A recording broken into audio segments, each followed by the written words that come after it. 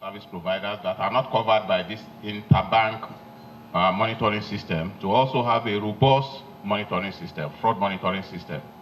Maybe what we need to do is to go back to that circular, and if you have not implemented that as it concerns you, then you need to do it. We know there was a lot of pushback when we wanted to enforce some of the provisions of that circular. There were alternatives, and since as central bank, we don't really want to kill innovation, so we allow some of this to go.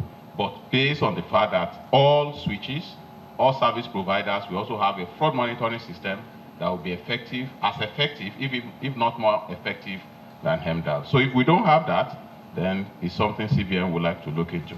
Shola mentioned the issue of Tier 1 accounts, that's accounts without BVN. I need to reiterate here that that exception was given only to MMO operators, mobile money operators.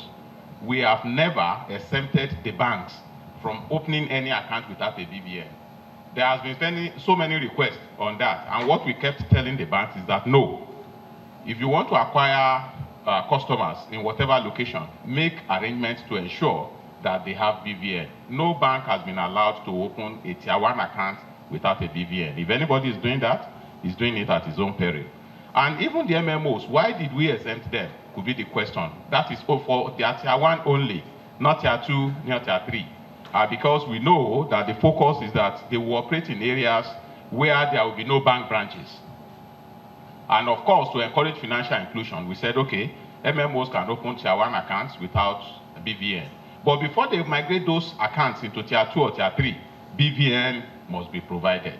And going forward, even that challenge, because the challenge was that for you to have a BVN, you have to walk into a bank branch. And of course, we know that we have limited bank branches.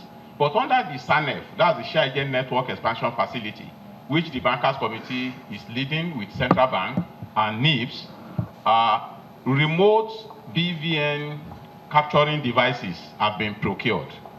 I know they have acquired quite a sizable number, which has been distributed to the agents, the super agents and agents of financial institutions, so that you don't have to go to a bank branch to get your BVN. You can do your enrollment at this agent location. They will upload to the server in NIPS, and your BVN will be given to you. So with that operating now, I can even see a situation where before the end of the year or latest in the first quarter of next year, no account, either at the MMOs or at the banks, will be without a BVN, because the limitation of having to go to a bank to get a BVN will have been completely removed. Sam asked a question about the risk that is associated with interconnecting with the fintechs. There is no doubt, we agree with you, that definitely with the onboarding of the fintechs and other players, the risk profile will also rise. But CBN is not legislating on what you need to do to engage a fintech. I know we've had a lot of discussion on this. But the first thing is that before you take on any fintech onto your system, you need to confirm that such fintech, in whatever capacity is operating, has a valid central bank license. But we also know that the tests and the surveillance or the due diligence that we do before we issue them a license is at a point in time. Over time, it is not impossible that the standard may degenerate or it could improve.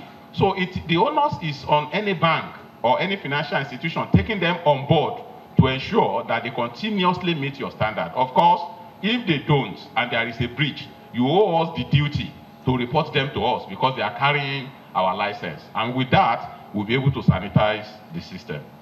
Shola talks about merchant POS and agent POS. Yes, we are currently working on a standard for aggregators.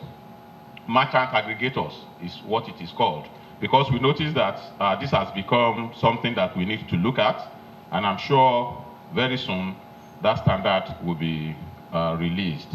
ATM footages, I think the presentation from a vendor has already addressed that the solution is available, and they have even done POC with some banks. It's just to take it forward.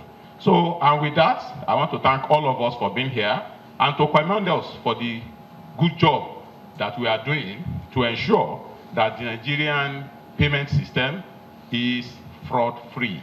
We know that it may never become fraud-free, because as you are blocking one hole, another one is opening up. But the truth is, if we continue to work hard the way we have done, the level will continue to decrease. It's not impossible that we may experience some spikes when new risks that were not previously available come into the market.